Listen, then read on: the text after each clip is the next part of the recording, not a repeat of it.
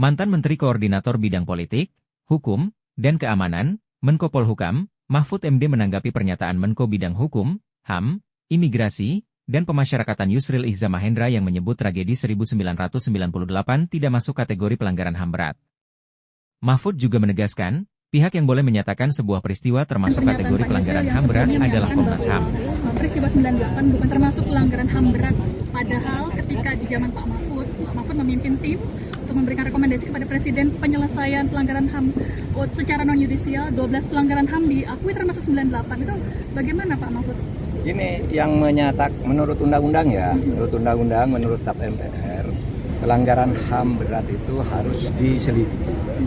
Sesudah diselidiki ada 18 pelanggaran HAM berat. 5 sudah diadili. Ya, tapi 34 tersangkanya itu bebas semua. Jadi yang boleh menyatakan pelanggaran HAM berat itu terjadi atau tidak terjadi tentu bukan Menkumham. Yang boleh mengatakan itu hanya Komnas HAM menurut undang-undang. Nah, kalau Komnas HAM keliru dalam menyimpulkan itu nanti perlu dikomunikasikan dengan Komnas HAM. Oleh sebab itu waktu saya dulu, karena menurut undang-undang yang menentukan pelanggaran HAM berat itu adalah Komnas HAM, maka apa yang ditetapkan oleh Komnas HAM kita laksanakan seperti yang 12 yang sudah diakui oleh Presiden dan diapresiasi oleh PBB. Karena itu ditetapkan oleh lembaga yang menurut undang-undang berwenang menetapkan.